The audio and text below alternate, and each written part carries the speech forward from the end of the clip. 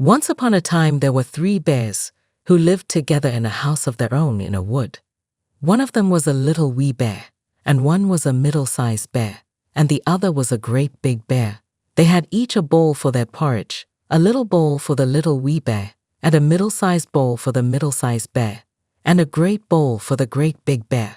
And they had each a chair to sit in, a little chair for the little wee bear, and a middle-sized chair for the middle-sized bear, and a great chair for the great big bear.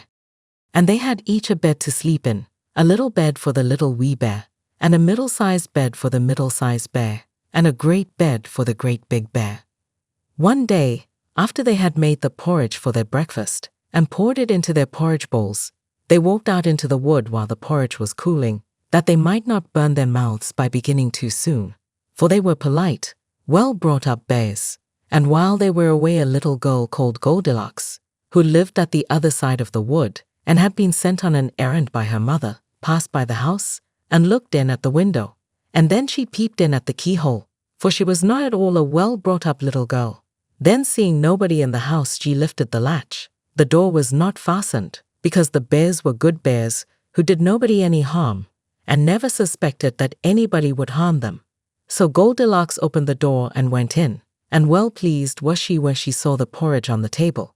If she had been a well-brought-up little girl, she would have waited till the bears came home, and then perhaps they would have asked her to breakfast, for they were good bears, a little rough or so, as the manner of bears is, but for all that very good-natured and hospitable.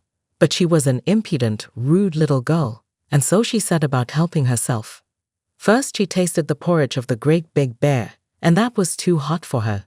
Next she tasted the porridge of the middle-sized bear, but that was too cold for her.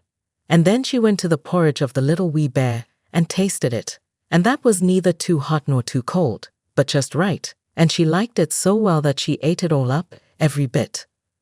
Then Goldilocks, who was tired, for she had been catching butterflies instead of running on her errand, sate down in the chair of the great big bear, but that was too hard for her. And then she sate down in the chair of the middle-sized bear, and that was too soft for her. But when she sat down in the chair of the little wee bear, that was neither too hard nor too soft, but just right. So she seated herself in it, and there she sate till the bottom of the chair came out, and down she came plump upon the ground, and that made her very cross, for she was a bad-tempered little girl.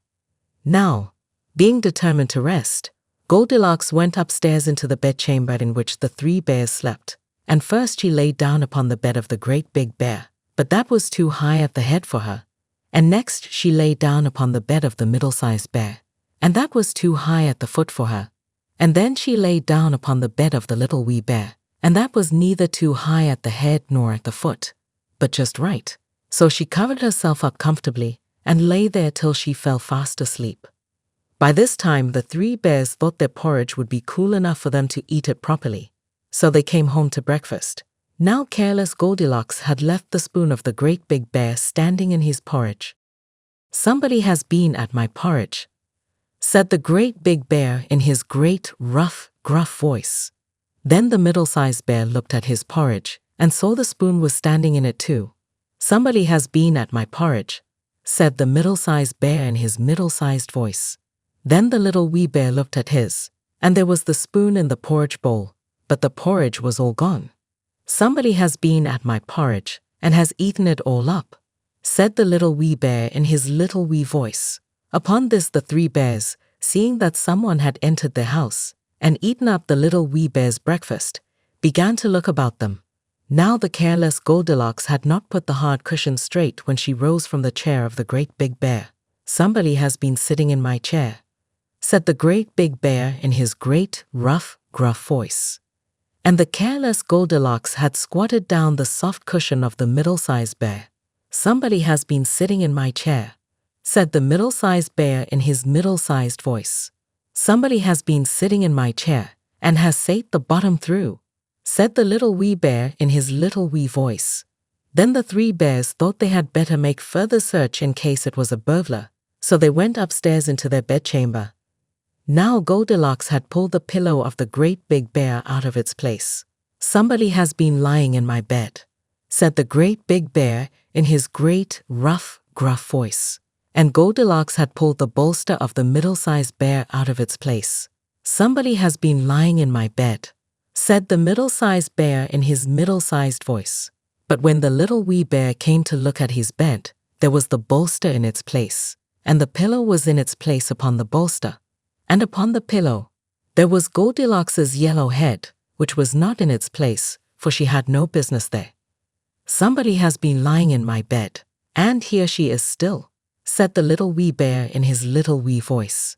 Now Goldilocks had heard in her sleep the great, rough, gruff voice of the great big bear, but she was so fast asleep that it was no more to her than the roaring of wind, or the rumbling of thunder.